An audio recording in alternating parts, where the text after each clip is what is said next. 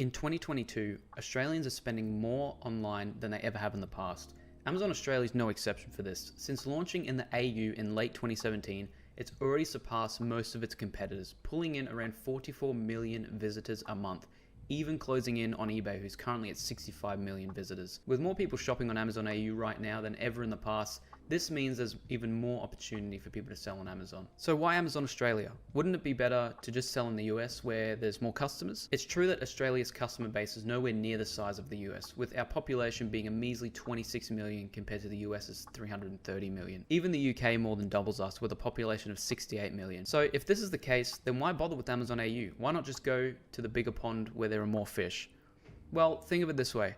Even though Amazon US has a bigger pond with more fish, there are a lot of fishermen there already. There are fishermen with more experience and better equipment. In other words, you'll be competing with bigger brands who have more selling experience, bigger teams, more products, and more money to invest. While you can still successfully sell on the US market, it will usually require a lot more money to invest. Amazon AU is currently at a point where you can successfully launch a well-branded product and make good money without being kicked out by the bigger guys as soon as you start. My name is Jack Parrotta. I talk a lot about Aussie e-commerce on this channel, including dropshipping and Amazon FBA. So before we get into the rest of this video, I just wanted to kind of do a little video just to put a face to a voice, just so you know who's actually talking in these videos. My name is Jack Parrotta. So before we get into the rest of this video, just wanted to let you know what I look like, just so you can put a face to a voice. But apart from that, I hope you enjoy the rest of this video. In this video, I'll be walking you through, as a beginner, a complete step-by-step tutorial for starting your own Amazon FBA business selling right here in Australia. We'll be going through everything from explaining what Amazon FBA is to the best business structure, product research techniques, how to find and contact the best suppliers, and how to send your product to an Amazon warehouse without having to see or touch your product. We'll even discuss branding and why it's becoming one of the most important factors in becoming a successful Amazon seller. You also do not have to be born or live in Australia in order to sell on the Aussie market, which is a huge plus. The question I get asked is, Jack, can we still sell on Amazon Australia if we weren't born in Australia, or if we're visiting Australia, say on a working visa or a student visa? And the answer is yes, you can. I'm going to show here from Amazon themselves, their website, the list of accepted countries, and it'll be scrolling down here. You can see the list of accepted countries here for what, you know, from where you can sell in Australia. It's quite a big list. So the one thing to note here is you may need to provide a little bit more information, say if you were born in Australia, if you're a permanent resident in Australia. More than likely you're going to need the information of where you were born, as well as the information where you are if you're currently residing in Australia. So the other things you'll need are a valid phone number and an internationally chargeable credit card. This could be a Visa, a MasterCard, or American Express. Now, even if you do have all of this, you may run into some trouble when first starting your account. Now, if you're not sure how to start your account, I actually just made a video on this, which you can check out. It's one of my latest videos just before this one, and that brings you through the steps on how to create your seller account. But when you go to get your account verified, you may run into some trouble of maybe needing more information or maybe validating some certain information. And the only reason you may be running into some troubles is because Amazon just want to make sure you are who you say you are. And that may be a tiny bit of a longer process if you weren't born in Australia, and that's pretty self-explanatory. It's just they want to make sure that you are who you say you are. If you've moved over to Australia from another country, whether you are on a student visa or a working visa, or you're living here, or you're trying to get your permanent residency, or whatever it may be, they may need some more information just to verify that you are who you say you are. So let's just say you've gone through and you've tried to put in all your information, and you have a credit card, you have a valid phone number, but your account got knocked back and it says you're not able to sell. What can you do from there? I've seen a lot of people get into trouble with this, and you know, they're not sure on what steps to take. You can either give them a phone call, or you can email them. A lot of the time emailing is a lot easier in my opinion. So I would personally send them an email and just ask, you know, what information do I need? What can I do to sell on Amazon in Australia? And if you are acting like you actually want to work with them instead of trying to fight them and say, why isn't my account this? Why isn't my account that? If you're saying, okay, what do I need? I'll give you any information you need. Because basically once your account's verified, that's it. It's like, there's not too much you can do. Well, I guess there is a lot you can do to get your account banned on Amazon, I guess, if you put it into perspective. But once it's verified, unless you're doing something wrong on the platform, that's it. It's just verified. So in terms of identity verification, they're going to ask for either a license or a passport. Usually the surefire way of getting verified is to use a passport. So if you have that, that's probably your best bet. If you do have a license, it might be a bit difficult if you've got an Australian license, even if you have a license from your own country. I would personally be using a passport in this instance, just because it is the most surefire way of getting verified, and really being, saying who you actually are. So this video was very short, but there's not really too much to say. Like I said, I'll link down below the video on how to actually get your account up and running, how to actually apply to sell on Amazon.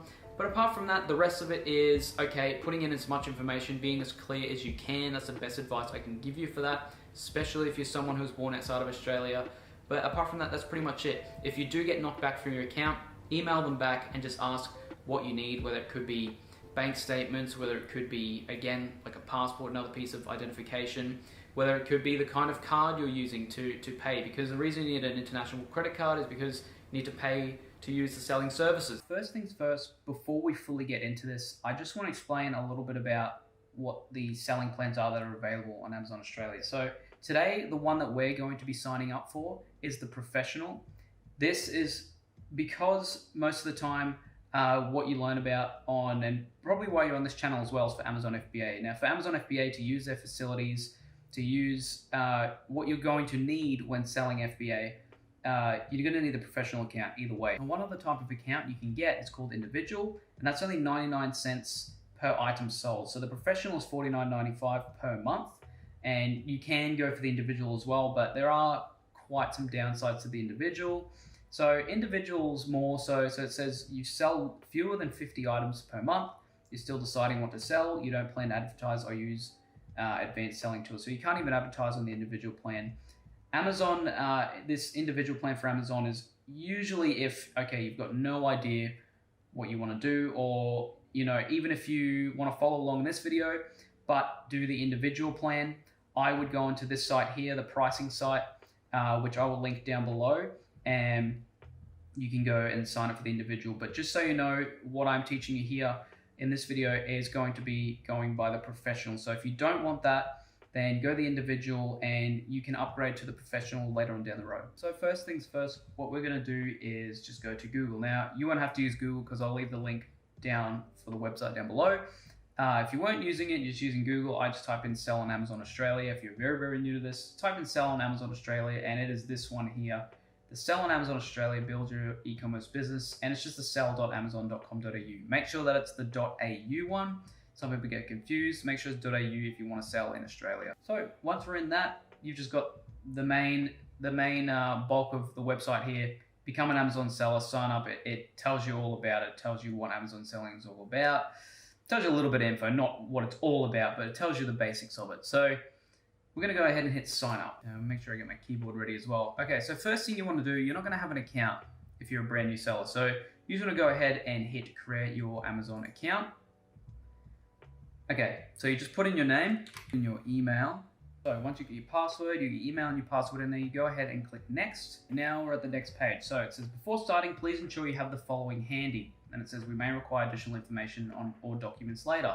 So business and contact address. Now, you don't necessarily need a business in Australia, you don't necessarily need an ABN to start this, but for a contact address, you're just gonna need your home address. And stuff here like mobile number, more than likely going to have that. Chargeable credit card. Now, a online debit card is fine for this. It doesn't have to be a credit card.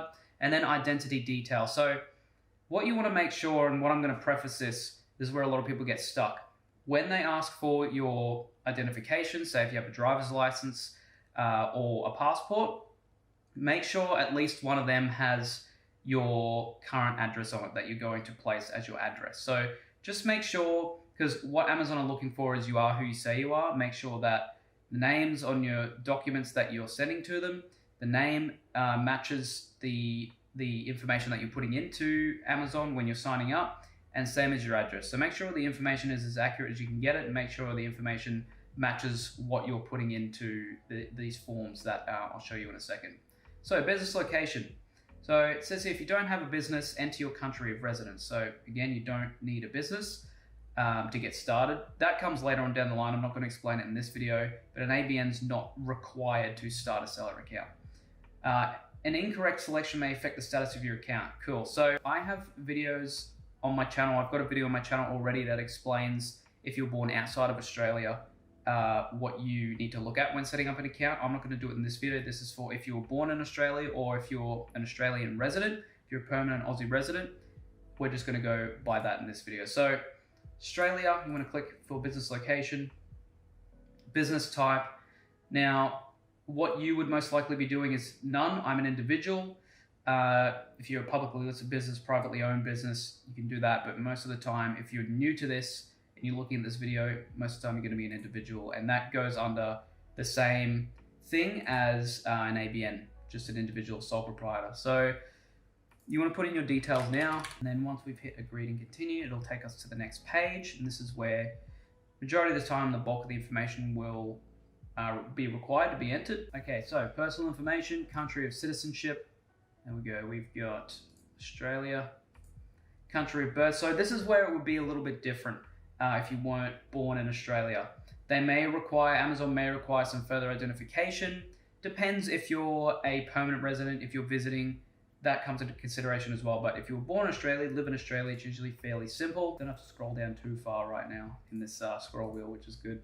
Still quite young, luckily. A proof of identity, you can put in, so you've got passport or driver's license.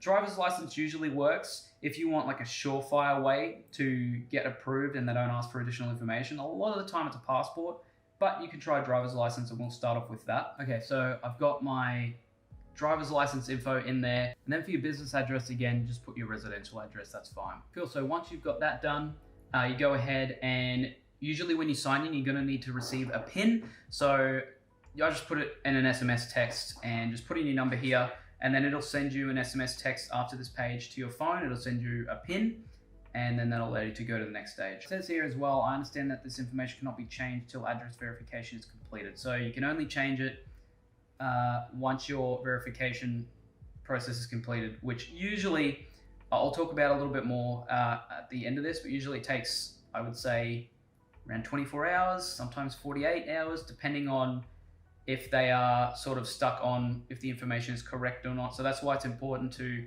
get as accurate as information as you can when you're giving it to them in these forms. So we've got here, okay, global selling fee. You'll be charged a monthly professional selling subscription fee of $49.95 AUD. If you expand to sell in other regions, you will pay the equivalent of $39.99 USD per month. Okay, so once you've got your credit card in, at this stage, just so you know, I've got this up here on the page. When will the subscription be charged? The subscription fee will be charged as soon as you complete the registration process of a marketplace and your information is verified.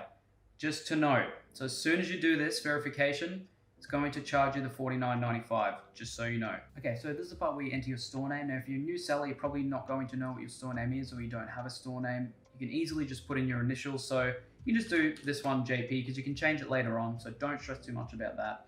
It says, do you have a universal product code or UPC code for your products? You're most likely not going to have any products right now, so we're just going to go ahead and click no. Okay, so it said the other name was taken. I couldn't use JP, it was already taken, so I just put in something completely random. And it's also, we got here, are you the manufacturer or brand owner for any of the products you want to sell on Amazon? So most of the time with this kind of thing, you are going to be the brand owner if you're doing Amazon FBA. If you're not sure, now I would usually say yes for this. If you're not sure if you want to do FBA or just sell another method like FBM where you're the one who ships out the products, you could be selling something completely different. You don't have to be doing FBA. I would say yes for this. If you're not sure, I would most likely just say yes anyway, or you can even say some of them if you're not sure. I wouldn't necessarily say no, so I'm going to say yes for this just to be safe. Then it says here, do you own government registered trademark for the brand of products you want to sell on Amazon?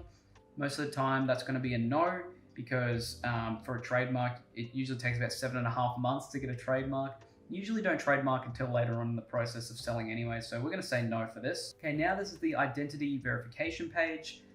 This just has the overview of what you've put in. I've had to block out most of this information, but this is where you also upload your documents. So if you've got a driver's license, it'll say here, upload the front side and the back side of your driver's license. You can either scan it or I take a photo and crop it on my phone or wherever, and then you can upload it doing that. And then it says additional documents, choose a document type from the drop down list below. So you can either do a bank statement or a credit card statement. I just go to my online banking and just do a bank account statement. The only reason they want that is to show your name and to show your address most of the time. You can just get one from the last month and just upload that. And that's pretty much all you need. You can just get the first page of your statement and just upload that. You don't need all the pages. Just get the first one that has your address and your name and whatnot, just your details on it, just so everything matches. It's like Amazon are only doing this just to make sure you are who you say you are, just so there's no sort of fraudulent behavior going on. That is pretty much it. So I'm not going to go ahead and hit submit because this is just a dummy account. I don't want to be charged a $50 fee. But once you upload that, then that is pretty much it. You're all done. And like I said, the verification process can take anywhere from maybe around 24 hours. I've had it done under 24 hours before. They've been quite good, especially if it's during the week. Somewhere, anywhere around 24 hours to 48 hours. Maybe it might waver each side. It might be less, it might be more. Sometimes if they're having trouble verifying your account, if there's some information misplaced, then there could be a problem with that. But usually they're pretty good. There might be some back and forth, but Amazon are very, very helpful in my opinion. So does Amazon FBA Australia work? Don't just take it from me. Let's have a look at what some of the students in Ecom Excellence have been able to achieve on Amazon so far. More impressively, I want to show some of the students. This is just an Ecom Excellence, okay? I'm not saying this just to say it's just Ecom Excellence that works, but I just want to show you that it is possible, okay? So first thing here, this is just on the Ecom Excellence website. This is just one of my students, Athar, right? He started selling in about March last year when he first started selling. Well, it's actually 2 years ago in 2020. I keep forgetting it's 2022 now. But in 2020, he started selling around March, April, right? Now he's at the point where he's selling in the UK and Australia. Now this is in pounds, right? But in total, each month he's selling around $40,000 in revenue. From memory, the profit out of that was around 20 grand, right? Profit. This is just in the UK. I haven't got his Aussie stats here, but he's selling while living in Australia, okay? He lives in Australia, so he sells in both the UK and AU markets. And together, I think he sells another 10 to 20 grand in revenue per month in Australia, right? This is upped since then. We've got Rafay here as well, who he has sold, and I'll show you some new stats because this was, again, an older photo, August 9th. This was per month, right? Last 30 days, around 15K AUD in revenue, right?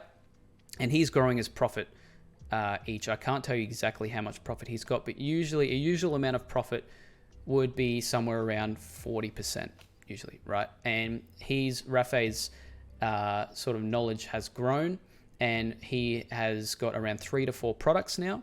And he's growing his profit each month, right? So he's making good profit, but he keeps reinvesting it all because he wants to really, really grow.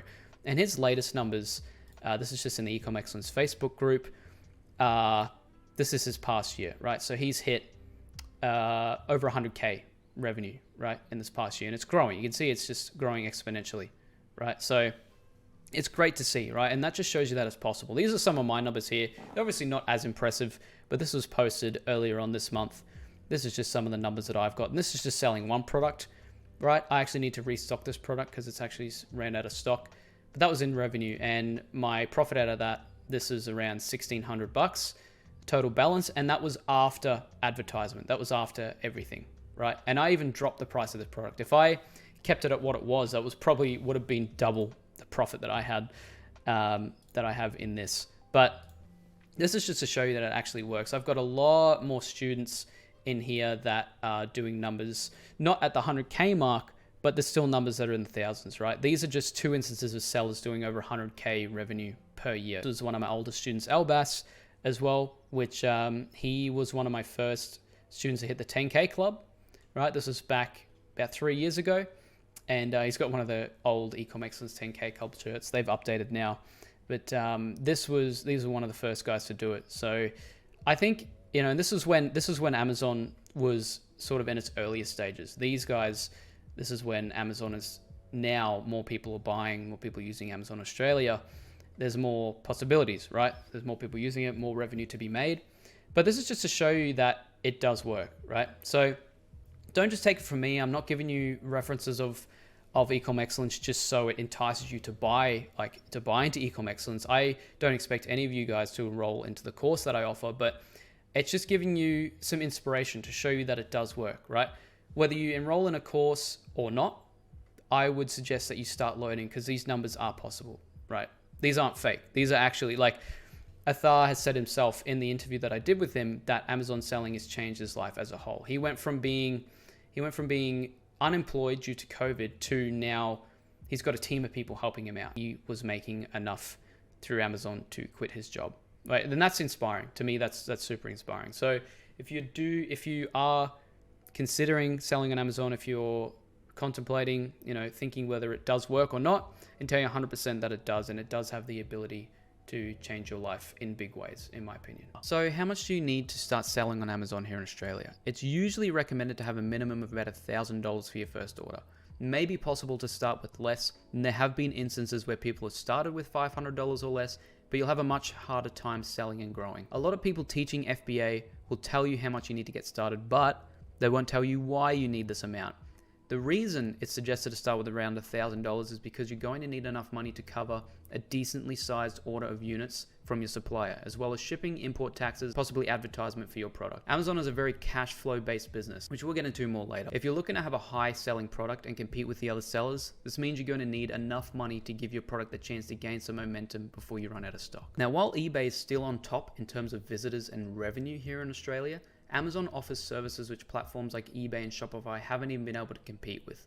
One of these services is Amazon FBA. FBA stands for Fulfillment by Amazon. It is a service which Amazon can hold your stock at a designated warehouse for you. Once you make a sale, Amazon will then pack and ship the order directly to your customer for you. Amazon will charge a small fee for each product sold. This will cover fulfillment and shipping costs, as well as the referral fee for using Amazon's platform, which is their website. This means that after you make a sale, these fees are deducted automatically, and then you keep the profit. For example, let's say you want to sell a French press coffee maker.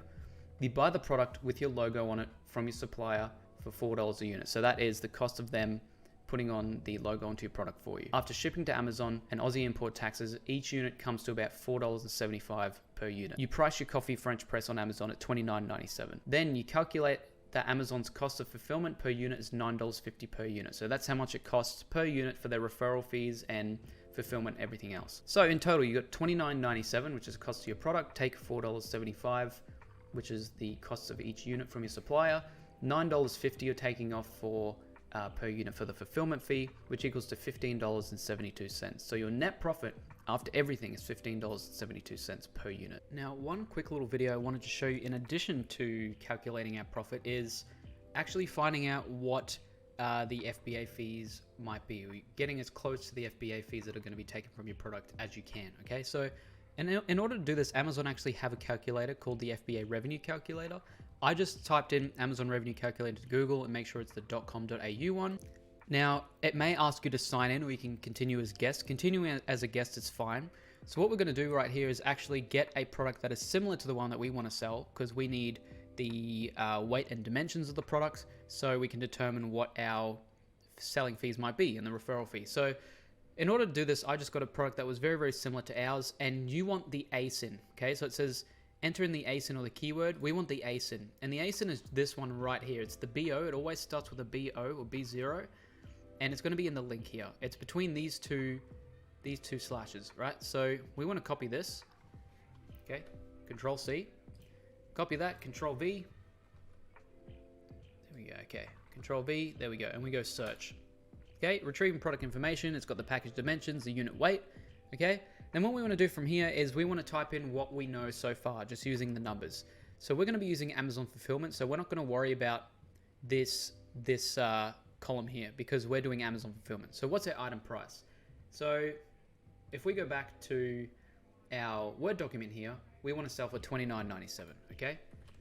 This is going to help you determine whether your product's going to be viable with the profit margin or not. Okay, so we've got the product cost, the item price, sorry, and then we've got the cost of the product. Now, our cost of product, so we've got $4.75 per unit, okay, and that is with, let's just say that is with the shipping and the taxes. Okay, so it's $4.75 per unit we've calculated there. Once we've figured out the cost of everything, so $29.97 sale price, and I just typed in the $4.75 cost of product, I hit calculate, and then it's got here, so how much is it going to cost for the seller fees?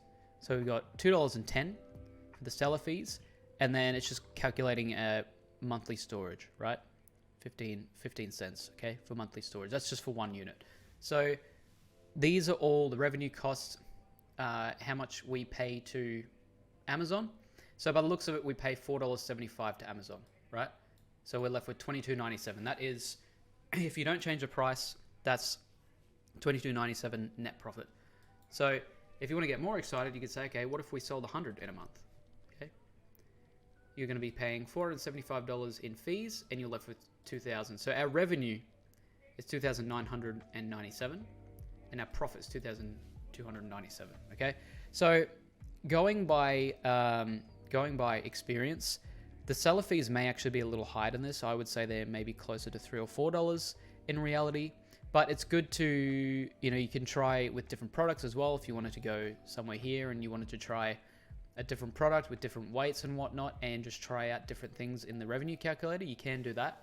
But this is a good way, in my experience, to get your head around what the seller fees will be when selling on Amazon, so you can actually get an accurate sort of number to what your profit will be. Utilizing FBA will allow you to create an online business where you can move your product all the way from your supplier to customer without ever having to see or touch your product. So now that we know about Amazon FBA and how it works as a business, let's get into actually how to do it. Now, before we get into actually how to do it, we're going to cover some legalities and some of the taxes that you need to take note of when you're getting into this kind of business. So first, I want to preface this by saying that this is not legal advice, that I can only teach tax and legalities from my own experiences. The best thing you can do is seek advice from a tax professional, as everyone's situations will be different. We won't be going too in-depth into tax here, but the one thing I would suggest is that you apply for an ABN if you're over 18. An ABN will make it easier for you to separate your personal and business income and expenses when it comes to tax time. You also do not have to apply for GST in Australia until your business is turning over $75,000 annually, so don't worry about that just yet. You can also have a separate business bank account, but in my opinion, isn't required at the beginning. So keep it easy, just apply for the ABN, and then you can have a business bank account if you like. Again, income tax will be different for you depending on whether you're already working full-time, part-time, or if you don't have a current source of income. So the best thing to do is seek professional advice from a tax agent. It really depends individually. I can only teach from experience, so this isn't actual legal advice. I would suggest getting in contact with a tax professional and going from there. Now, another thing you need to know about when importing and selling goods in Australia are the import duties and custom taxes, which are relatively straightforward. Main ones you need to know about are the 5% import duty on cost of goods and 10% GST calculated on top of the order total. So this is when you're actually importing goods in Australia, because we'll be sourcing them from China, and this is what you need to know about when you actually get them across the border into Australia. When we talk about getting your goods from your supplier, when you talk about sourcing your product, your supplier will most likely quote you in USD, so in US dollar. Make sure this is converted into AUD before calculating these taxes. So let's run off an example. Let's say your order without shipping costs $500 from your supplier. Add 5% for the import duty, so that's $25 of that, okay? Right now, your total is $525. Okay, so let's say your shipping costs $94. So let's add that to the $525, you're at $619 total. So this is with the import duty, right? Now, on that $619, you need to add the 10% GST to your total. So $680.19 AUD is going to be your complete total with shipping and taxes, and the duty fees all up. Please make sure that you calculate that into your cost per unit. So let's just say if you've got 100 units, you got to divide that 680 and 19 cents, but divide it by 100, because that'll be your total cost of 100 units, right? So when you're calculating this, don't just do the order costs with the shipping. Make sure you calculate your taxes on top as well, your import duties. So the next thing we need to do is figure out what to sell, and this is by far the most important step, right? So first we need to look at the criteria for a high selling product. Usually when it comes to selling online, first thing you need to do is make sure that it's high quality, okay? Don't sell crappy little bracelets or keychains or anything like that. If you want a long-lasting business, you need to sell a high-quality product. Make sure that the product solves a problem. Doesn't have to be a big problem. It just means that the product has a purpose and it's not a throwaway product. It's not like some fidget spinner, or it's not like a toy which kills a little bit of boredom for a few minutes. Make sure that you're solving a problem. Now, I like to go by looking at small problems that I might be able to fix with a product, like for my own problems. Start there. Because usually a product that solves your own problem, that there's no product that solves that problem yet. If it solves your own problem, then most likely it's going to solve other people's problems. And that's a good part of the criteria in seeing whether or not a product got demand, right? We'll run over the numbers in a second, but that is one of the criterias. And then the next thing is make sure that it can't be found in most standard retailers. Like make sure that you can't find it at Target or Kmart, or it's easily, you can easily buy it in like a Woolworths or Coles. So don't try and sell things like your general shower caps or phone chargers unless you have something that stands out in those products. Try and sell something that's harder to find in normal retailers. See, no matter how much money you put into a product, if it's not high quality, if the product's not high quality and it's not solving a problem for your customer, then it will ultimately struggle to become a top seller. Don't try and sell just these quick little like make quick buck kind of products. It just won't work. Now, one part of product research that is necessary is using a software that can help show you just how much a product is selling per month. This will help you determine whether a product is selling well or not, because you need to look at the numbers. You need to look at whether a product's actually selling or not. It might look good, but if it's not selling, if there's no demand, then there's no point in going for it. Now, one software that is recommended for use in Australia is called ZonGuru. It's one of the more accurate softwares you can use. Better yet, it works for the Aussie market. There's so many out there that don't. So ZonGuru is a good way to go. Now, you can sign up on a monthly subscription, which means you only pay for the months you want to use it, and you can cancel at any time. It's a month-by-month subscription. I'll leave the description down below if you want to check out ZonGuru, as I think it'll help a lot when finding a product. So check the link down below. I personally use ZonGuru, and I think it's a great tool to use. So check that one out if you like. Now, one thing is we'll actually be using ZonGuru in the next part, so you can actually see how the tool's used, and then that can help you determine whether you want to use the software or not. I also have other videos on this channel using ZonGuru, which you can check out as well. Now, some categories require approval to sell in on Amazon, but here's a list of some of the more popular ones that actually won't require approval. Now, these are also categories that are good for beginners, but they also have high selling products in there, products that are in high demand. This is baby, beauty, electronics, fitness, home and garden, pet supplies, tools, and home improvement. One thing I wanted to take note of when you're looking for a product before we actually get into using ZonGuru and another research method that I'll be showing in this video, here's some research criteria which might help you out. So when it comes to the Aussie market, these are the things that are good to look at. Being high enough in demand, but without being too competitive that you can't compete, right? So make sure that when you're looking at products, you're looking at 50 reviews or less, 2 to 5 sellers, right? So make sure that the product is being sold by at least 2 other sellers. So you've got some competition. That means that there's demand and people are already looking for the product. No less than 200 units sold, or $2,000 revenue per month. So 200 units sold per month, or $2,000 in revenue per month. Make sure that the product the product sell price is no less than $20. Okay, ideally you want it at 25 to 50, right? This is for a starting point at least. Make sure that you're going over this, and again, you can see these kinds of numbers when you're using ZonGuru.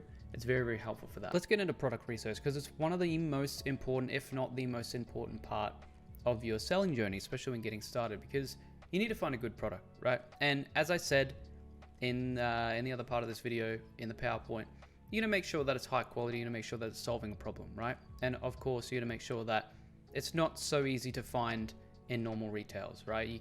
You can't have it easy to find in the Coles or Woolies or at Kmart or something like that, right? So there's one main way that can help you find products, and that's using product research software, right? So the main one that I use personally, the main one that a lot of students in Ecom Excellence use, is ZonGuru. So I'll leave the link down below for ZonGuru if you do choose to use it. It's $39 for the researcher plan, and you can just do that for whatever months you want to sign up for. So let's just say you wanted to sign up for this month, and then at the end of the month, you can just cancel your plan and you won't be charged any longer. That's what I do. I just use it for the months that I do product research for, and then that's it. So the one thing that I use, and I'm going to use ZonGuru for the next part of product research as well, which I'll show you in this video, but the one thing that I use here is the niche finder, and there's 2 ways you can use it. You can use the easy mode or the advanced mode, which you can use the parameters that I've lined out in this video for product research, but for the purpose of this video, I'll just show you a really simple method where you can start brewing up some ideas of products that you can sell. So we can go to easy mode, and you want to make sure that it's on australia.com.au, and making sure that we're searching the Australian marketplace. And then what you can do from here is you can either select a category if you want. So we can do these categories that we spoke about. So we've got baby, we've got beauty, we can even do electronics, we can do health, household, we can do garden, home improvement, kitchen and dining, what else we got, pet supplies, and maybe even the sports as well. So we'll do that, and then we can go ahead and go to all niches here, or we can go to easy starter. Great for starters with smaller budgets. So it's really good at niches down to what you want to do. So if you're an easy starter, you can do a business builder. Great for sellers looking to grow their business with long-term vision, product niches that need a higher upfront investment. So I would do one of these three. You can do the big hitter, but that's if you've got a lot of money, and it will suggest, ZonGuru will suggest niches that require more money to start up with, but have a high return rate potential, right? So we'll start off with all niches and we can go search. And then what it pulls up here is that actually pulls up the niche score, buyer demand, competition, investment, revenue potential. So if we wanted to go by buyer demand, double click this, there we go. So it pulls up, okay, so we could potentially sell a coffee machine, a power bank, water bottle. These are just the keywords that it's giving you, right? But it gives you ideas. This is what we're looking for right now, is ideas. So if you wanted to go for revenue potential, you could hit this twice. There we go, 100% revenue potential. Gaming table, iRobot, massage gun, Theragun. So again, it's giving you ideas, right? You could go niche score. Niche score calculates all 4 of these subcategories, right? And it puts it all together and gives you, I guess, the highest chance of a successful potential, basically. Teeth whitening, antigen test. Obviously, we can't go for this. Protein, ultimate ears. So if you're not sure what these are, you can check out what these are. You can even search them up in Amazon if you're not sure. But this is just giving you ideas. Dog clippers. Okay, so you can do that. The other thing you can do is go to the advanced mode, and you could type in all of these parameters here if you like. So if you wanted to do revenue of, say, minimum 5,000, do that. Maximum 25,000, or you could do it smaller, maximum 10,000. If you want to search for average revenue, and this is per month. Average sales, we obviously want to do a minimum of 200, do a maximum of 500. There we go. And then we could just keep it at that, and we could hit search, right? Or again, we want to make sure that we're in Australia. Categories, choose the same categories. We'll just select all for this one, and then we can just hit search, right?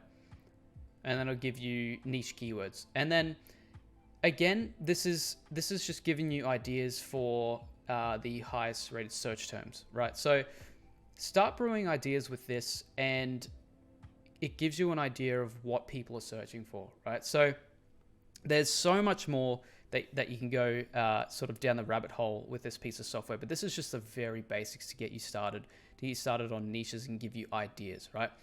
Another thing you can do is you can sort of cross-reference ZonGuru by looking at the Amazon Australia new release bestsellers, right? So you can just Google that in Amazon Australia new release bestseller. And this is a list that gives you all the hottest sort of newest products that are being sold on Amazon, right? So what you can do from here is go down to a category that you want to look at. So let's just say we want to look at pet supplies, right? And before you get into this, actually, one thing I forgot to mention is once you're paying for the ZonGuru web app, you can actually go ahead and download the Google Chrome extension. You've got to make sure that you're using Google Chrome for this. So in order to download the Chrome extension, you just click here, and then it will bring you to the page. Bring you to this page here. Once it will load, and it will just say here, download the Chrome extension, right? It's not loading right now, but you just go ahead and it'll say install into Google Chrome, and then you just install it, and then you might need to refresh Google Chrome, but then it will bring up this little logo down here, the ZonGuru logo, right? So the way this works is we're looking at the hot new releases in pet supplies, right? I know for a fact this is quite a good product. My mum actually uses this product for her dogs. It's just a slow feeder, so if your dog chomps down food really, really fast, you can do that. You can use a product like this, and it will help them slow down because there's little obstacles that they got to get through, so they can't eat as fast, right? So if you wanted to look at like the numbers for one of these products and see how much they actually sell, this is one of the main reasons why people use product research softwares. Let's just say we wanted to look at this. Okay, breathable dog carrier backpack. They've got a cat in there, but we'll go ahead and look at this, right? And we wanted to see how much they're actually selling for, or how much they're selling per month. So it came up automatically, but usually you can click this and it'll bring up the numbers. Okay, so for this particular one here, they've got different variations by the looks of it. But for this one here, the main one, they've got about 14,000 revenue per month, 288 monthly sales, right? And we look and they don't even have any reviews, right? So if I'm correct, they don't have any reviews, which is amazing. Okay, it might be the price, it might be they might have done a launch for it, but this is what they're selling at the moment, and I think they're number 4 on the best sellers list, and that's good. This pretty much like fits into our criteria, right? It's like it solves a problem. They don't have any branding on it, so you can have a look at maybe competing with this and branding. This is just giving you ideas, right? So you could maybe make a note of this product and see if it's a fit for you. You can look at the sourcing price as well. And this is just, again, giving you ideas, right? So this fits our criteria of, okay, the revenue is quite high. The sell price is good. It's within that $25 to $50 range, selling over 200 per month. And it's a good thing to note, right? And again, these photos can be a lot better. You can have a lot better lifestyle images. I like this one. This isn't too bad. It shows all angles of the product. It shows like the different sides of the product and like sort of the different features. But I think they can do better at these kinds of photos, because these are kind of like your stock image photos. Like that's just photoshopped, right? These are all just photoshopped. I don't like that, right? So you can improve on this. And the brand is the Advin store, right? I think that's how you say it. And there's no logos. There's no logo. So you can tell that this is just a seller that's just plonked the product on the website, and they're just selling this. If you came into this and branded it heavily, and you maybe did like an extra, say if you bundled like, if it was for a dog, if you bundled like doggy poop bags or something like that with this product, you could sell this for $50, right? It might not seem like much, but that adds to your revenue, right? And you could brand it heavily. There's no branding on this, right? So that's something to know. But that's just getting ideas. You could go back to this list and you could have a look at, okay, dog potty toilet, right? So obviously it's self-explanatory. And then we wanted to look at the numbers on this. Pull up ZonGuru. So it's at 10,000 revenue, monthly sales, just over 200. So again, this is like another product that is quite good. And one thing to note with this, which I haven't spoken about, is this is a top seller, but they don't offer Amazon Prime, right? So that means that they're not selling from the warehouse, from what I can see, right? So another thing you can look at, which you can compete with other sellers with, is do they have the Prime symbol, right? Prime, this doesn't have Prime. So what this means is that they don't actually have stock at the warehouse. They're just selling this and shipping it themselves, or they could be potentially drop shipping from here, but their delivery times, right? You can actually beat them on delivery times if you get your product sent to the warehouse. And that's another way you can compete, right? So let's go to a Prime one here.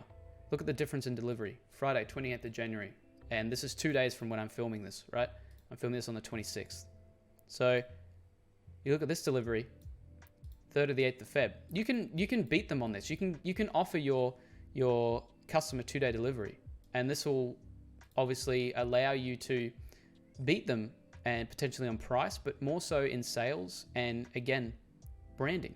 Not really any branding on here, right? So that's something to note. But this is just a way to really sort of narrow down your selection and look at niches to sell in and see what's doing well, what keywords are doing well. And ZonGuru is such a powerful tool, and so is this new release bestseller list, because this is coming straight from Amazon, right? This is coming straight from Amazon. You can look at different categories, you can look at different sub niches and things like that. It's really, really cool. So that's something that I would recommend.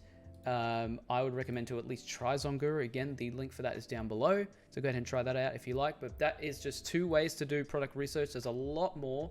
I do show a lot more different product research methods and go into a lot more depth in the e-com excellence course.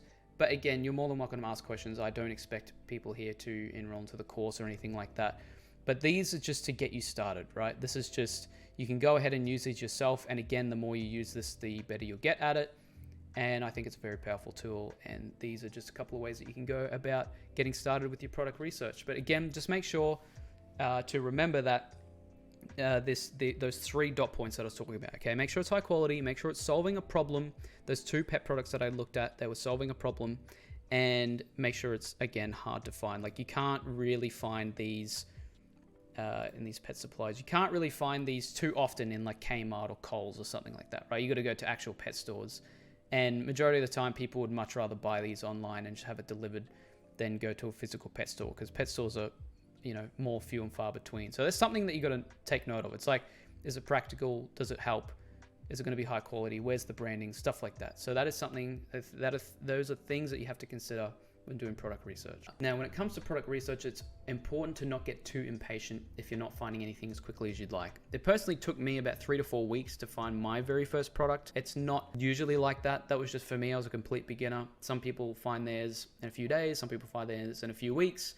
Some people find theirs maybe in a month or two. There are a lot of different products out there. So don't get tunnel vision, and make a list of products that you could potentially sell and narrow down from there. Keep in mind the research and recommended product criteria when doing this, like what we went over just before. Now, branding is everything. Gone are the days where you can just list a basic unbranded product online and have people flock to it, making high volumes of sales. Buyers are getting smarter, and just like in the same way you buy your clothes or groceries or computers, branding is what dominates in this space. In order to really create a long-lasting Amazon FBA business, you need to build a brand. Branding means quality and trust. And people almost always choose a brand they know over one they don't. For instance, if you're looking to buy a laptop that you want to last you a long time, you'll feel a lot safer looking at Apple, Microsoft, Lenovo, etc.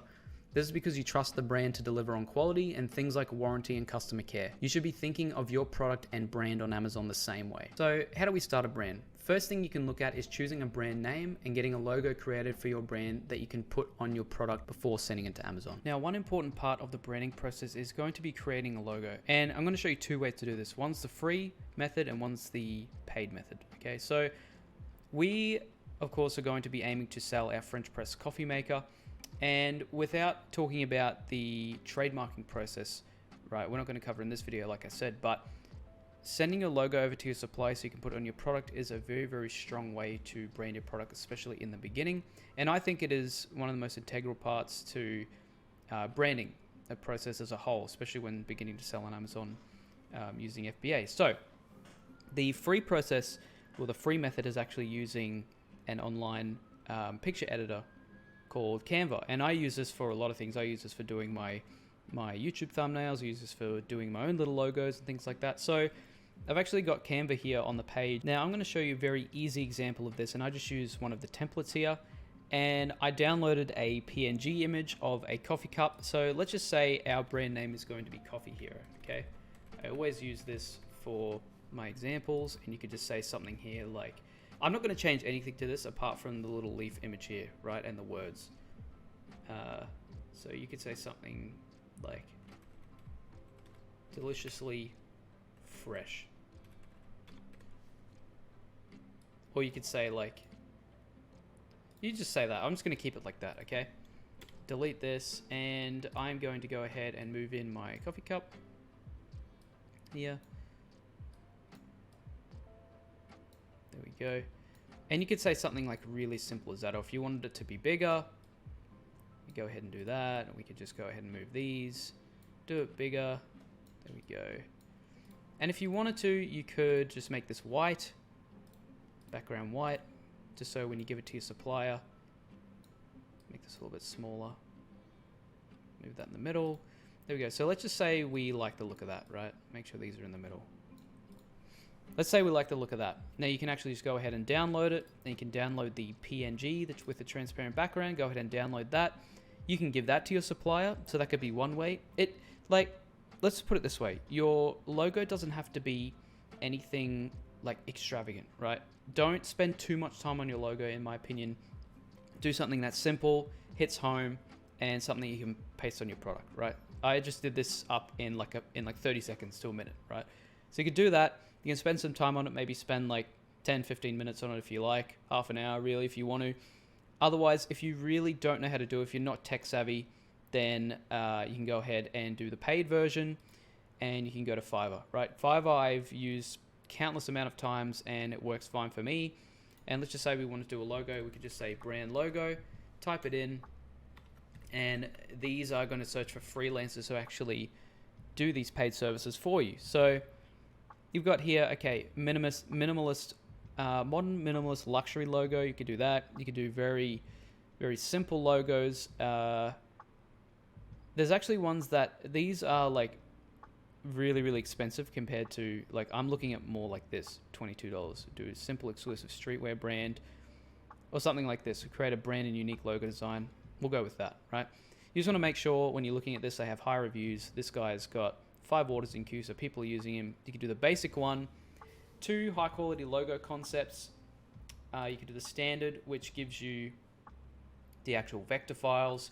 You can just do this. This should be fine. You just need the JPEG. And then the only thing to do here with Fiverr is just hit continue. And you have to pay first, right? So basically you've got here, okay, extra fast 1-day delivery. One thing to note is you got to look at the delivery time as well. So 2 days delivery, which is pretty quick.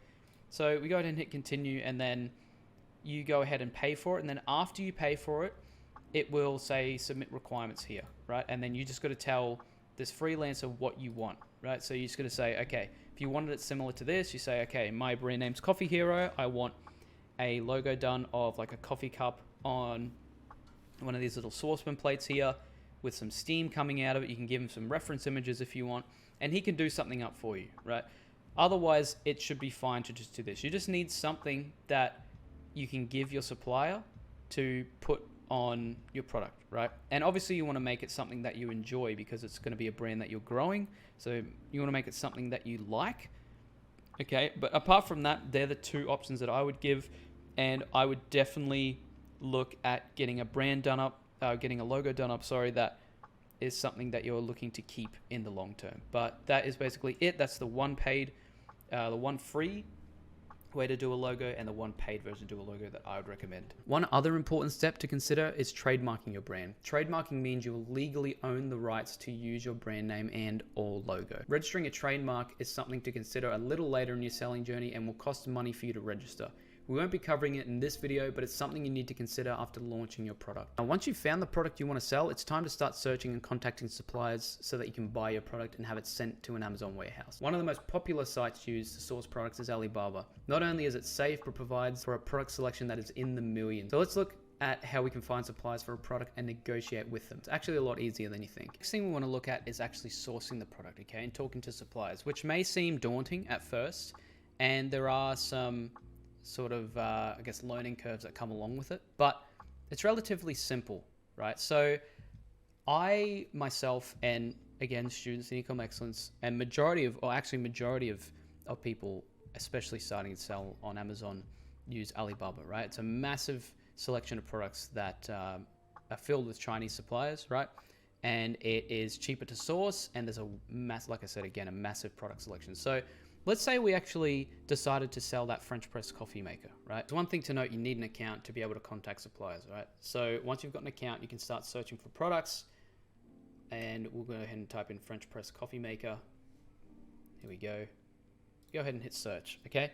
So we're just looking for potential designs. One thing to note, well, I'll tell you a few things to note when we're looking at things other than price, right? So let's say we're looking at a stainless steel one, okay? This, and one thing to note is the delivery time as well. You don't want it to be too far into the future, okay? But you can also, you can always ask your supplier that when we contact them. But again, that is something that you can talk to your supplier about. So one thing we want to make sure of is the supply types. You want to make sure that they are verified, or at least if you can, make sure that they're verified, make sure that they've got some reviews, make sure that they've been in business for, I would say, at least a year, right? And you can check things like their transaction rate, their transaction history. So all of this is just making sure that you're dealing with a supplier who is reputable and who is obviously going to deliver on what they promise. Okay, I've never personally been scammed on Alibaba, because usually I have to go through a verification process to be on here, but it's always good to just make sure of. Another thing that you want to make sure of is looking at what the supplier's minimum order is. Okay, so we're going to go ahead and click these two, make sure that they're showing these two here, okay? And the minimum order, let's say you wanted to do 100 or less. Go ahead and do minimum order 100. And there we go. So let's say we wanted to look at something like this. Coffee French press maker, what's the price? 82, and these are all going to be in USD. They're always in USD, okay? Let's say we wanted to look at something like this. Very, very simple. They're verified 5 years. They've got good reviews, and that's great customer service. There we go. So they look quite good. It says the shipping is, it says they're ready to ship, but it says the shipping is not going to be available until March, but that could potentially be to the US. So let's just say we wanted to get in contact with them, okay? We go ahead and click contact supplier, and you say product attributes. So this is where you want to ask them about a quote, okay? Because you want to get in contact, like I said, with at least 3 to 5 different suppliers. And this is a good way to start. So let's say we wanted to get 100 of them, okay? Material, you could do, it doesn't have here, you could even leave this as none, but let's say we want to do metal, stock sustainable. If you're not sure, just do none, right? And you can type it in here. So let's say, for instance, you could type in something like this. You want to keep it very simple. You say, hello, my name is Jack Parrotta. I run an online store selling coffee products. Just keep it very simple, selling coffee products. Or you could say, I run an online store and would like to add your French press coffee maker to my catalog. You say, can you please supply me with the following? You could say cost of 100 units with logo printed. Now, some of these suppliers might say, one thing to note, they might say that they have a minimum order quantity for logos. So they might say 100 pieces for minimum order, but it might be 500 pieces or units minimum order with logo. So you can negotiate with these suppliers a lot of the time, just so you know, because at the end of the day, they want you to buy their product, right? But sometimes they may have minimum orders depending on what their preferences are, depending on how much it costs them. So it's something to keep in note. A lot of the time you will at least find a couple of suppliers who will do an order like this, even like a smaller order with units. So it's always good to ask, and it's always good to try and negotiate with them as well. They might put up the cost if, say, their minimum order is 500 with a logo, but if you want to do 100, they might up the unit price. These are just things to know, okay? But we want to ask anyway, cost of 100 units with logo printed, price, cost of shipping via air or sea to Amazon Australia warehouse. There we go. And if they ask for a reference, so if they ask for a reference of, like basically if they need a reference of what an address is for Amazon Australia warehouse and you haven't done your shipment plan yet, don't stress. So you could do this. You give them this address. Now, again, that might not be the warehouse that Amazon tell you to deliver when you do your shipment plan, but that's just something to note. And you could just say address there, post that in, right? And then you want to ask for time or estimated time of production and shipping. And that is pretty much it. And you want to put here with logo and barcode printed. Cool. Estimated time, production, and shipping, cost of shipping. And they're the main things, right? If you want to ask anything else, then you can do that when you chat with them. Because once you send this off, you can actually go into your messenger center for Alibaba. If they reply, or once they reply back, you can start talking to them, asking them different questions. And then after that, you just want to put, I look forward to working with you. You could say regards. And you could even add in here, up the top here, I run an online Amazon store, right? So you can put that in there. And that's pretty much it. You go ahead and send inquiry, and you want to do this for, again, 3 to 5 different suppliers. And some things to note as well, like I'm going to talk about some other things to note with suppliers and sort of things that you need to look out for when you're talking with them. But it's very easy. You just got to keep the English as simple as you can, right? Because these guys are from China, right? And their English is quite good, But just keep it as simple as you can, just so it's easy for everyone to understand. There might be some terms that you're not sure of. You learn them along the way, like basically, for instance, instead of saying units, they will say pieces. So they will say 100 pieces. And instead of boxes, so say if you're shipping in boxes to the Amazon warehouse, if you ship 50 in each box, they will say 50 in each carton, right? They're just different things that you pick up on as you talk to them.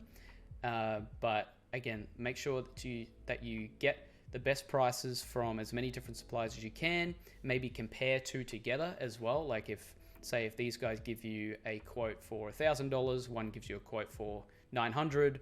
Say if you like that other supplier better, say, can you match this $900, right? Or something, right? Say, this supplier's giving me this amount, or can you do this? And just don't stick with the one supplier all the time if they're not giving you what you want. Because at the end of the day, you're a business owner as well. And that's just something that you need to take note of, is don't go for the first offer that you see, right? That's just going by experience. There's always better offers out there. Only go for the offer if you know it's good for what you're getting. If you need a second opinion, go and ask someone else, or again, you can ask myself or whoever. Just get some help if you need it. But suppliers are something that you are going to need to talk to, and it's very easy to talk to, right? You just use the Alibaba message center. One other thing is make sure that you keep all the messaging and everything in Alibaba, okay? But that is how to find suppliers and how to contact them. Now, your supplier will usually offer two types of shipping, by sea or by air. Sea shipping will usually take around 20 to 30 days, where air shipping can take 15 to 20 days. However, one thing to note, due to the trade war in China, like the trade war in China and Australia, it's made a lot more expensive to import goods via air at this current point in time. So in 2022, it's currently a lot more cost effective to import your goods via sea shipping, unless the price is right. As it stands, you might be better off choosing sea shipping as an option. You will also need to negotiate whether your supplier will be providing you with DDP or DDU shipping. DDP, which is delivery duty paid shipping, is when the seller, which is your supplier, takes on almost all responsibility throughout the shipping process. They cover all costs and risk of transporting goods, including import duties and custom charges. You will most likely be charged more from your supplier for this though. Otherwise, they'll have DDU shipping, which is delivery duty unpaid. DDU is when all the charges are paid by the buyer, which will be you, including import duty and customs. The buyer will be contacted by customs to pay any duty owed before it is released. So you'll get contacted by the border, the customs border, and you'll need to pay any duties owed before that's released, and it can be sent from the border to the Amazon warehouse. So shipping plans. What do you need them for, and how do we do them? So a shipping plan is essentially letting Amazon know that you're getting your product shipped to the Amazon warehouse. It is planning it out in a sense that, okay, this is how many units I'm going to get in. You're basically telling Amazon, this is how many units I'm going to get in. This is the size and the weight of the product. This is the size and the weight of the boxes. These are the amount of boxes, and so on and so forth. And then Amazon say, okay, sweet. Once it's approved, here's the labels. You give those labels to the supplier, and then they put them on the boxes, and they ship them over to Amazon. But it's basically just letting Amazon know that you're getting a product into the warehouse so they can prepare to receive it. This is how you do it. Now, all you need to do is go through to your listing that you've already made. If you haven't made a listing, you're going to go ahead and do that before this. And when you're in your inventory, all you need to do is go to the right-hand side here and click on the little drop-down arrow, and then click on Send and Replenish Inventory. Now, just so you know, it looks different. The whole shipment plan sort of page here looks different to the old one. I'm going to leave the old one up on the course anyway, just so you know, like, you can use both. So you can use the old one, you've got the old workflow, we've got the new one. This time I'm going to show you the new one. It actually simplifies it a bit, and I think it's good to know how to use the new one anyway. So this is all we're doing. Now I'm going to have to block out some of this here because this has one of my supplier's addresses here, so I'm going to have to block that. But all we're doing here is, okay, packing details. Packing details refer to the information about how your SKUs are packed. So we want to do individual units, whether it's a single SKU or multiple. Make sure you do individual. So what I mean is, if you have different colors, different sizes, make sure it's individual units. Let's say we're getting in, let's say 80 units, okay? You can get in more, of course. Make sure that you try and not get it to exactly 100. If you want to do lower, do 99, maybe 95, depends on what you work out with your supplier, but Amazon won't necessarily allow you to just do 100 out of 100, completely fill your storage limit. So just to note that again, make sure that it is not exactly 100. You can even get, let's just say you order 100 from your supplier, get 1 sent to you and then get the other 99 sent to Amazon. You can do that as well. So try and work something out with your supplier like that. And let's just say we've got, okay, 80 units ready to pack. There we go. Now again, this is also where we can print our SKU labels. This is the FN SKU. So before you do anything, you can even print your SKU labels. You can just click here. Okay, how many labels do you want to print? We have 80. There we go. Print. There we go. You've got your 80 FN SKUs right there. You can do one and they can just print it on there 80 times. Whatever you want to do. That's your FN SKU. That's the second way to get it. Very, very simple. So we go back. Okay, get out of this. Now we want to pack individual units. Okay, so we click pack individual units. These are the SKUs that are ready to send. 1. Okay, so packing information. How many boxes will these units fit into? So if your supplier is getting everything into one box, you just say everything will fit into one box. If they have, so we're going to go off 4 boxes, 20, 40, 60, 80. So we've got 20 in each. So let's just say your supplier said, okay, we can send through 4 boxes, 20 units in each, or 20 pieces in each box or carton. We click multiple boxes will be needed. Click confirm. How many boxes? Okay, we've got 4 boxes. The thing I forgot to say here, forgot to mention is, in step 1, confirm inventory to send, it didn't say it for me because I already chose it, but it will ask who is labeling the products. Just make sure that you choose seller, okay? Just make sure you choose seller before you get into this part here. It says here exact number not needed, so it says this box count is an estimate. You can modify it in the Excel file by a maximum of 10 boxes above or below this estimate. So this here is the estimate.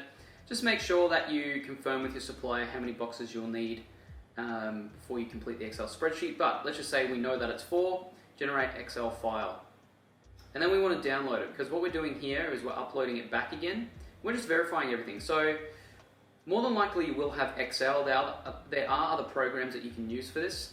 Now it looks like a lot, but all we need to note here is, okay, expected quantity, 80. Now these are the 4 boxes here, 1, 2, 3, 4. How many in each? 20. And you see the number in the pink change. 40, 60, 80. The other thing that you're going to need to get from your supplier is the weight of each box and the width, length, and height of each box. So just ask them for the weight of each box or each carton and the dimensions of each carton. So let's just say in kilograms each, they're 3 kilos each. All right, that's on the low side, I know, but this product that we're getting in. I'm not doing a shipment plan for the coffee plunger that we were talking about before, but it'll work exactly the same. I'm just doing it for a little derma roller here, just to showcase, you know, what could happen if you sold something like a little derma roller, which is a very little beauty product. It's like it's small and tiny, easily fits inside a shoebox, that kind of thing. But it would be the exact same thing if we were doing it for the coffee plunger, but works exactly the same. So that's why I'm just showing you with this product. So we've got the weight of each. Now let's just say the box width in centimeters was, let's just say it was 10, and then the length was, say, 15, then the height was 20. Let's just say that. Same thing here, we can just do 10, 10, and they may be different. That's why the Excel spreadsheet's here. They may be different, but let's just say they're all the same in this case. 15, then we go 20, 20, 20. Here we go, and that is all you need. For that is because, yes, your supplier is going to be doing it, but you are regarded as the seller for this, so it is you who's going to be doing it. Even though your supplier is going to be the one doing it, you're the one who's responsible, so you need to put seller, because we're not getting Amazon to do it, and if Amazon was to label it for us, then there would be a fee per unit as well, so make sure you choose seller for that before you get into the next part. And then once you save it, you just want to go ahead and upload it straight back here. Okay, and then it will be verifying, and there we go, 4 boxes ready to go, and then you can go confirm and continue. Validating SKUs could take a few seconds. There we go, might take a few seconds, maybe a minute. Cool. So there we go, next part, confirm shipping, ship date. Ship date is the date you expect to hand your inventory to the carrier. So this is when your supplier is planning to ship it out. Usually they'll have an estimated time on the product page, but you can ask them, Usually it's around 10 to 15 days, so we could just say half a month for this. And it's just an estimation, so go around half a month here. There we go. And small parcel delivery, it's usually more than likely always going to be small parcel delivery, unless said otherwise, so just pick small parcel delivery.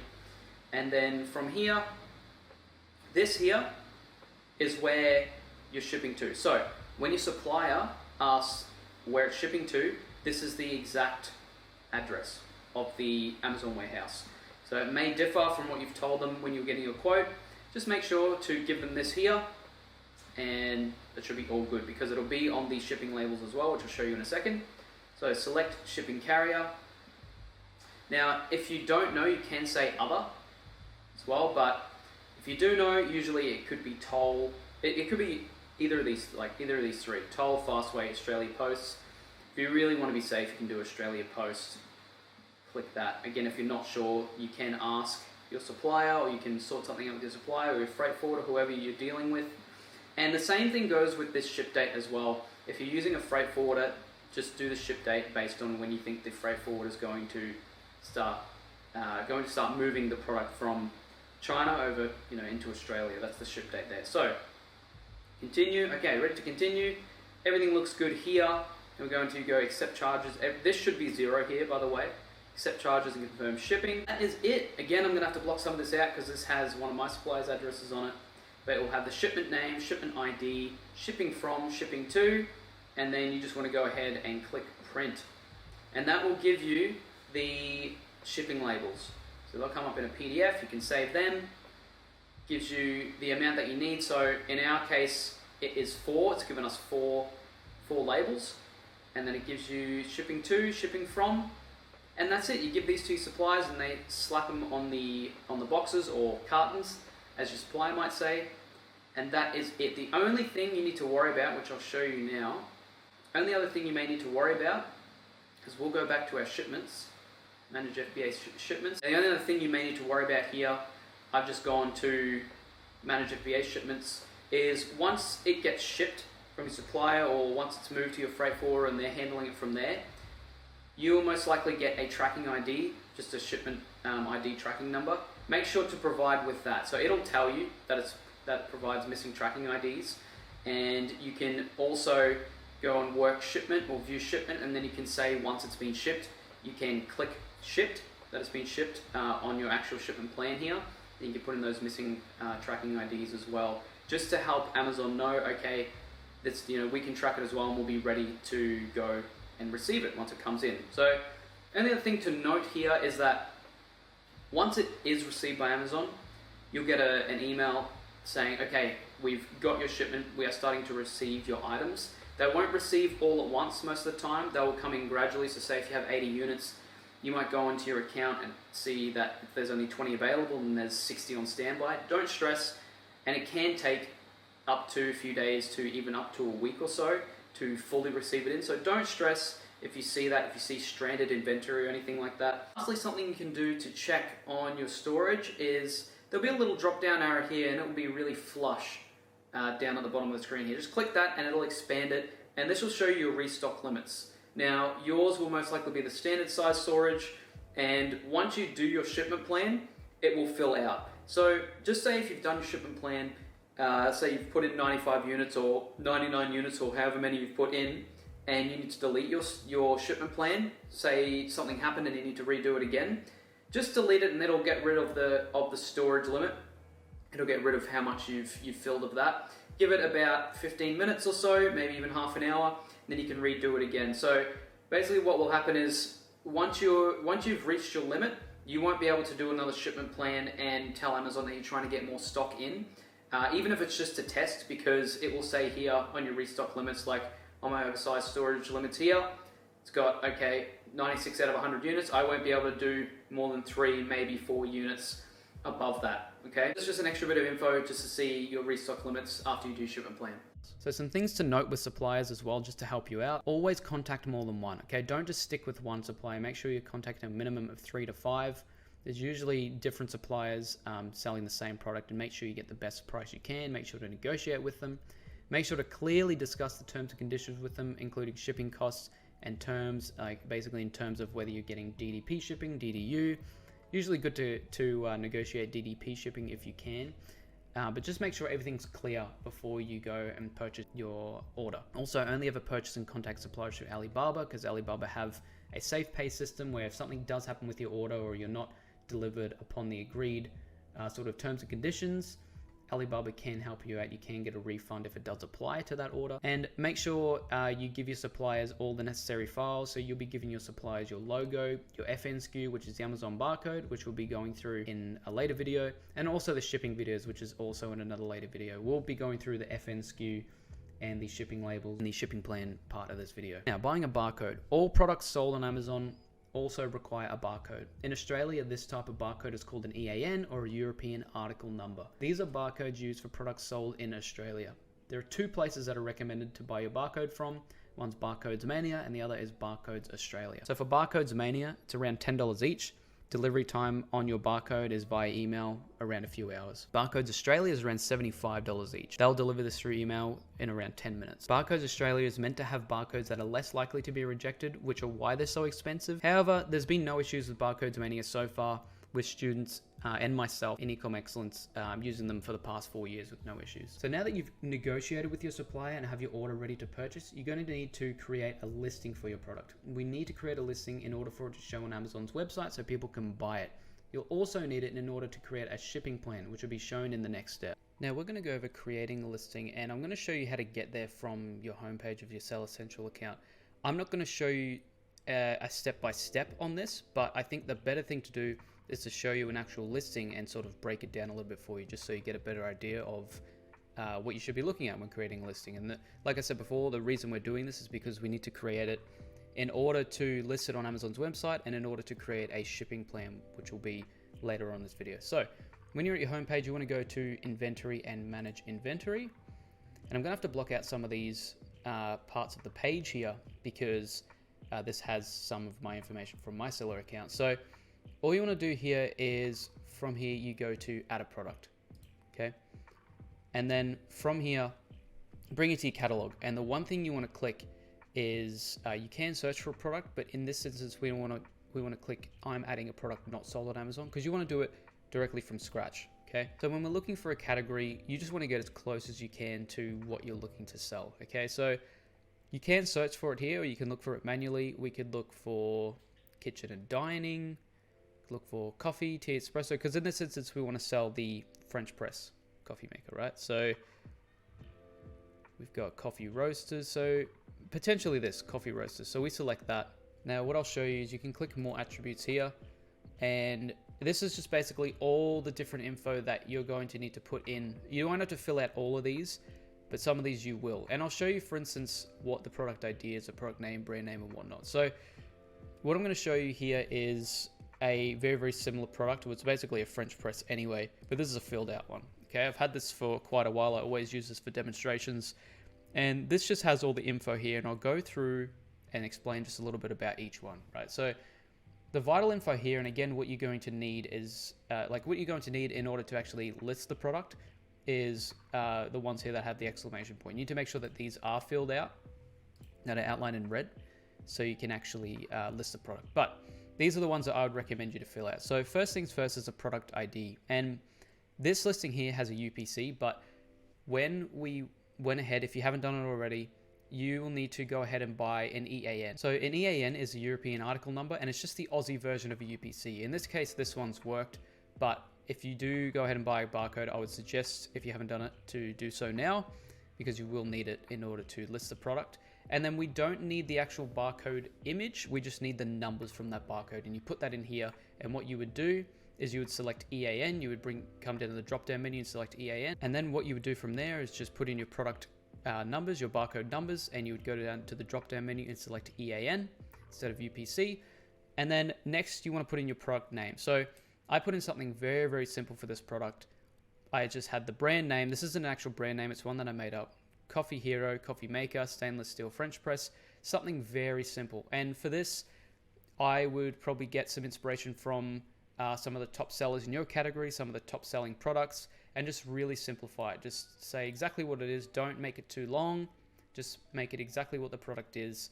and just have a few of the key details in the keywords, which would be stainless steel French press, coffee maker, the size, the color.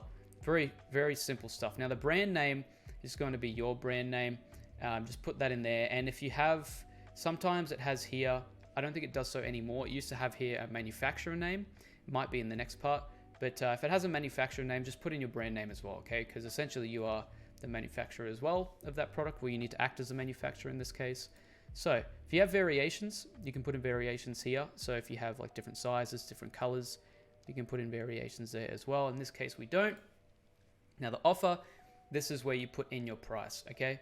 So $39.97, and that is basically the main thing you need to fill out here. You can put in a quantity. So say if you're getting 100 shipped, you can put in 100 there into quantity. And that's basically all you really need to worry about at this stage. You can come here later on and do things like restock date and handling time and whatnot.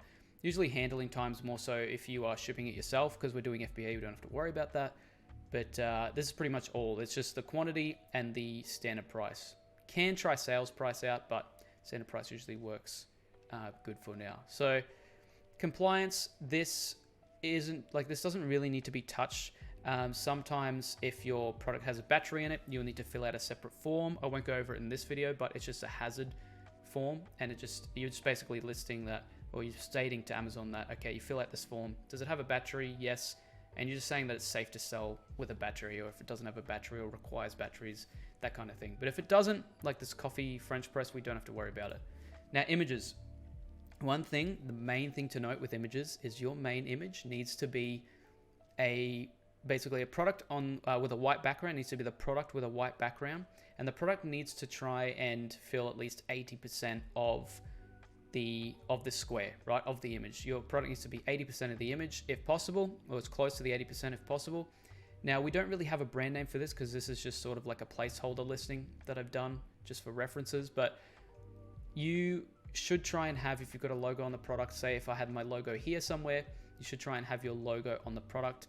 And then for images, the main one needs to be, of course, the one on the white background. And I would suggest having at least 5 or 6 images, right? Around 5 or 6 images, because you need to have one on the white background. Then you need to have, say, 2 of how the product works. Or I've got 2 of how the product works here. Or say these 2 are the ones of how the product works. And then you need another 2, at least have another 2 of the product actually being used, okay? So I don't have enough here. I've only got 4 images, but I would add in another 2 and maybe have 2 of how the product works, 2 of the product being used, like lifestyle images, and then another one of sort of like a breakdown similar to this, of a breakdown of what the image is or what the product is, and basically the different parts of the product, or maybe put in something else like some extra features or something like that, right? So I won't go over too much in detail of the images, but what I would suggest is maybe when you're first starting, it's okay to use your supplier images, because when you go into Alibaba, you can use their images maybe for a little while, but I would get your own images done up as quickly as you can. Get that sorted out as quickly as you can, because a lot of things, like one thing that a lot of people don't know is that the images that the suppliers use, a lot of the time, they don't even own the images themselves. They don't own the rights to use those images themselves. So not only that, it looks better to do your own images. So if you get a product sample, you can do the photos up yourself, or you can have a product sent over to a freelancer, maybe from Airtasker or Upwork, and they can do the photos for you. Usually it costs around $80 to $100, and they can get some really nice images done up for you. And that's pretty much it for images. Just if you're doing some placeholder images just to get the listing up, do something similar to this. I just got these from Google. Again, I'm not really selling this, but you can just do that as placeholder for now, but I would suggest you getting your own images done as quickly as you can. So description. Now, one main thing here, product description, in my opinion, you should put something there. It's not as important as the key product features, but I would suggest you at least put something here on maybe how it's used, or some extra features. It says product description. The description you provide should pertain to the product in general, not your particular item. So yeah, just basically talk about what the product is and how it works, and just general stuff. Now the key features here, and I'll show you what it looks like here. The key features, you can add a total of 5, right? So 1, 2, 3, 4, 5, and I'll show you what they look like. And this is sort of how I would suggest you do yours. Now the key features here, I put little emojis here because I think it looks a little bit better. And I just put first statement in capitals, fresh tasting coffee. You just talk what, like basically the benefits of the product, and then right at the end you put in your customer satisfaction guaranteed. The reason I put that there is because Amazon actually has a 30-day sort of money back guarantee, and if they do choose to return the product, Amazon sorts that out for you. So you should be safe to put in here, if you're not satisfied with the product for any reason, we offer a 30-day refund policy, no questions asked. The good part about that is because you're paying for Amazon services, they handle the returns on your behalf. So it's like they just return and then you just get the money refunded from your account, right? So that's basically how that works. But I would just put in here really, I guess the key features about the product, right? Fresh tasting coffee, clean stainless steel design, 350ml capacity, and just put a little bit extra about what these dot points are, right? So you can put an extra one here, but I just did the 4 for now because they were basically the main points that I wanted to make. And if you are stuck on what to put here, even for your photos, if you're stuck on what to do for these, again, get some inspiration from the top sellers in your category, top sellers in your niche, and that should work out just fine. Now, keywords. One main thing about keywords is you can use a software like Merchant Words.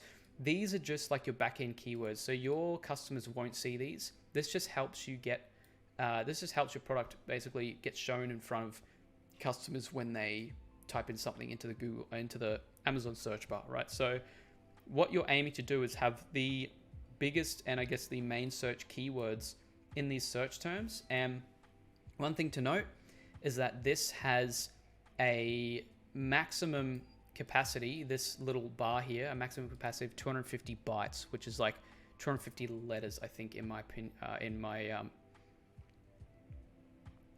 Now, one thing to note here is this little bar here, where you're putting in your search terms, has a total capacity of 250 bytes, which is like 250 letters, if I'm saying so correctly. So basically what you want to do is, again, you can either use Google Trends or you can use Merchant Words, which is a great tool that I use to look at the most searched keywords for the product that I'm trying to sell. And you just want to put in each one with a space in between. So teacup, cups, espresso, kitchen, home dining, right? So you can always come back and change these, but just make sure that you don't have the same keyword. So it's okay if I have coffee here multiple times, but you won't want to have like coffee machine and then coffee machine again, okay? Because that will hurt your chances of being searched even more. And try not to go over the 250 bytes, okay? Because if you go over the 250 bytes, then it might even basically nullify this whole section and you won't be able to be eligible for the search terms that you put in. So keep it just under 250 bytes or 250 letters and you should be fine. But that's basically it for the complete listing, because more details here you don't really have to put in. The only other ones that I would make, so the only other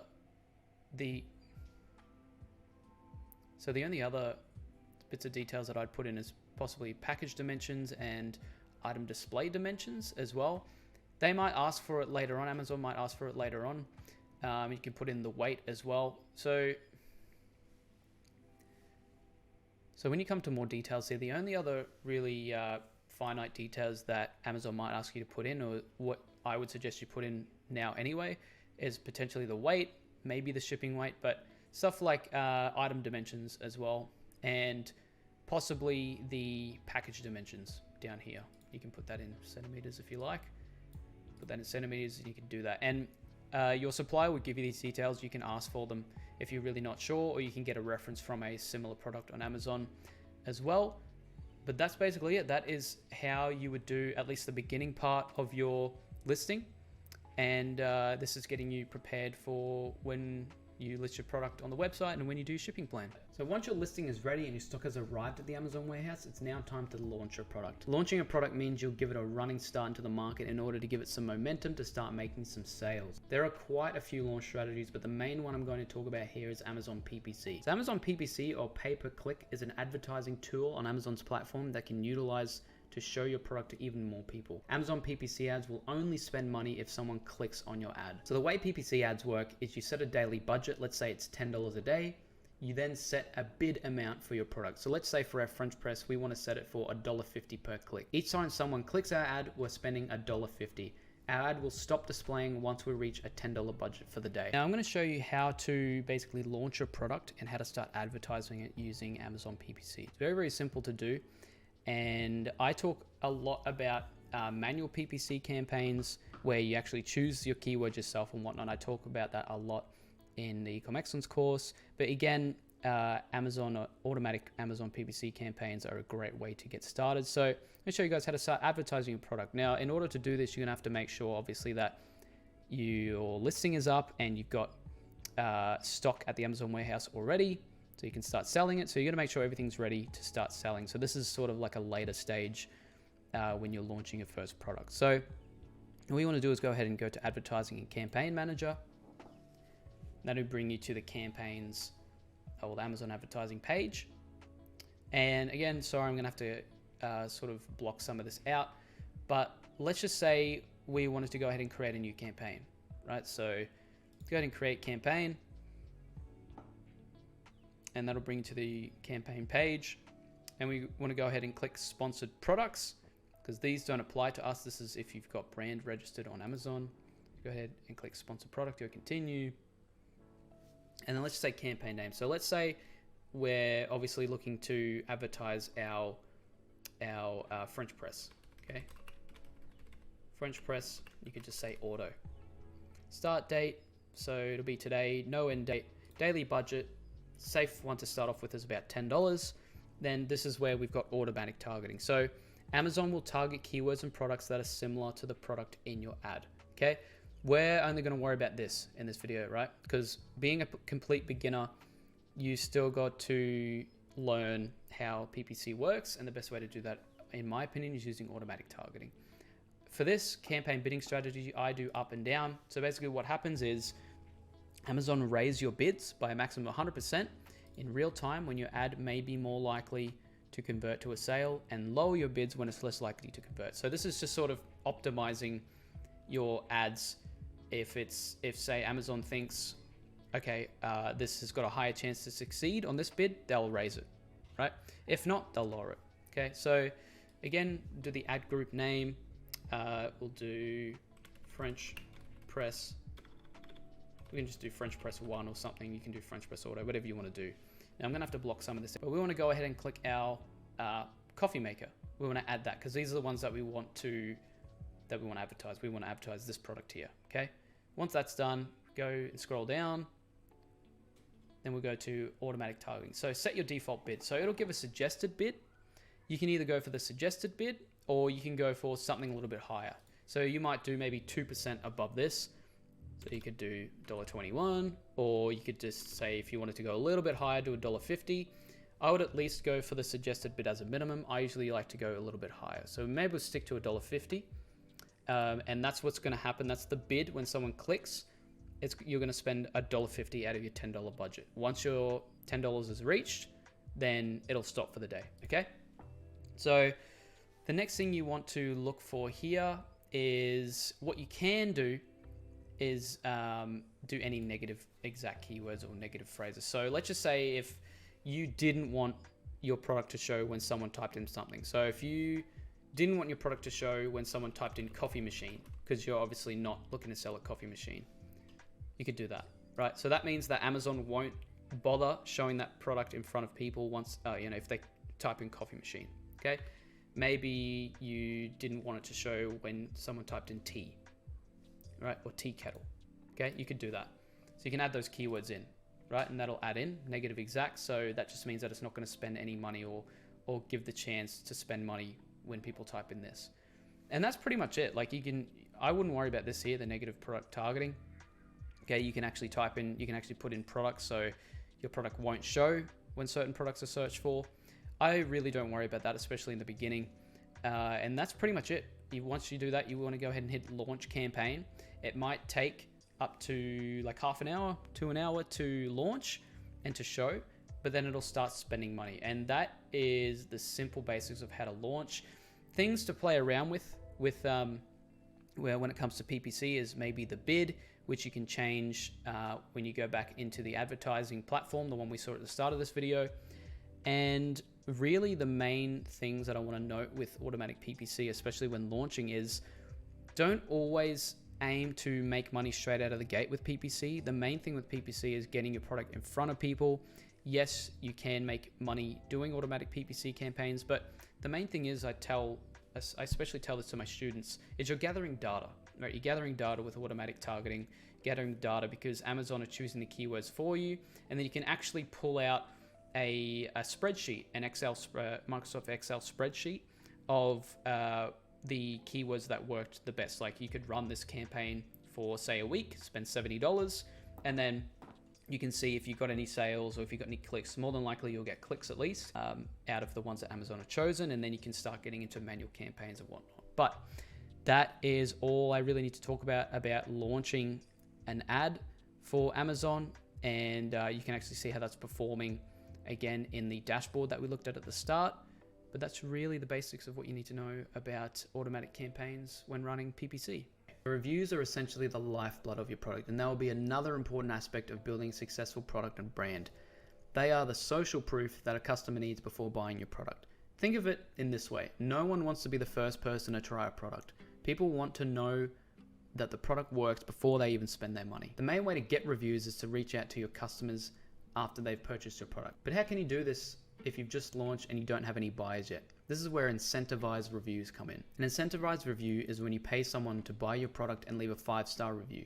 You must be very careful on how you approach this though, as it can go against Amazon's terms of service. Here are a few ways that you could go about safely getting an incentivized review. So you could ask a family or friend to buy your product and leave a review, but you gotta make sure that they don't share the same name as you, like the same last name, and they aren't friends with you on any social platforms. Amazon are really, really good at tracking down incentivized reviews, so make sure you're not linked to this person in any way online. You could also hire a freelancer on a website like Airtasker or Upwork.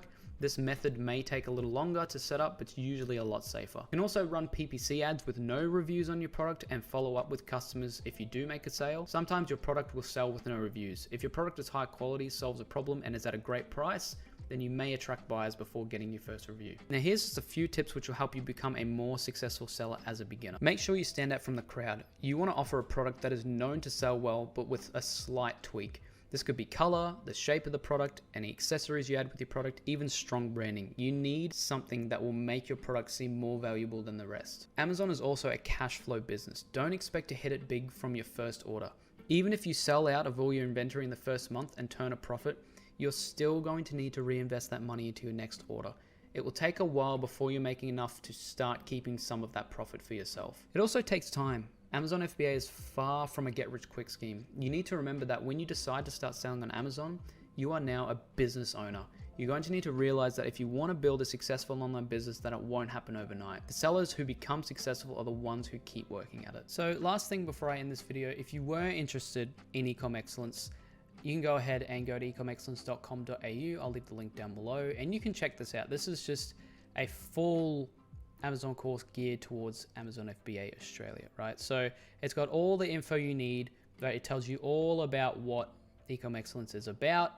And the best thing is, right, okay, if you don't want to read all of this, you want to go down, okay, you want to go down to see what it's all about. You can actually preview some of the content down below. You can preview the intro content and you can get a look, you can take a look at what's involved, right, before you get into it, okay? So there's a lot involved. There's a total of 9 different modules, right? And this is all updated for 2022, okay? So if you are interested, there's a little bit of backstory about me as well. You got a 14-day money-back guarantee as well, just so you know. I just want to make sure that you get value out of it, okay? And the biggest thing that I like in this, you can even check out a video we've got some of our more successful students, Albas and Athar, talking about in interviews, talking about what Ecom Excellence is about, or more so about their stories, more so than Ecom Excellence about their selling journeys, right? But the one thing that I want to note in this, right, is that I am very, very big personally on support, okay? So whether you decide to enroll in the course or not, I'm going to be here for support anyway, whether you comment on this YouTube video or you send me a message on Facebook, which again, I'll have the link to my personal Facebook link down below. I answer messages directly. That is both from followers and from students, okay? So I'm always going to be here for support. And the biggest thing is support. You're going to get access to be able to message me and also access to the private Facebook group as well, which I showed earlier on in this video. But that's one thing to note. If you do want to check out more about Ecom Excellence, then you can go ahead and click the link down below and you can get started. And again, since launch back in 2018, I launched Ecom Excellence. Back then it was Amazon Seller Excellence back in mid 2018. We've got over 800 students now, right? And they all are at different levels, okay? We got sellers like Athar, Rafay doing 100K per month in sales, right? So one thing I forgot to mention was Athar's actually doing 100K per month in sales at this point, right? So Rafay's doing about 100K a year. Got people doing 20K a year, 5 to 10K, 20K a month, 5 to 10K a month, 1K plus month, all different, right? All the way to beginners who have just launched their product and beginning to grow their sales, right? So at the very least, the one main thing that I want people to learn in this is sort of wrapping their heads around the business structure, wrapping their heads around how to get their product to the Amazon warehouse, how to launch it, launch a branded product, and how to start selling, okay? Because they're the basics that people need to learn, and I think it helps a big way, especially you know, growing your business in the future. You got to get the foundation right, and that's where I think that I can help. That's where I think Ecom Excellence can help, and especially the students in here. So I do sincerely hope that this video has helped you out a lot in beginning your journey to selling on Amazon. And if you do have any other questions, please let me know down below. Apart from that, I would really appreciate it if you gave this video a like and sub to the channel. If you do like this content, I speak about a lot of different e-commerce stuff and a lot about Amazon FBA here in Australia. So I'll have some videos around here if you can click on it. Check out my other videos if you really like this kind of content. Apart from that, I hope you guys are having a wonderful day or night wherever you're watching, and I'll see you guys in the next one.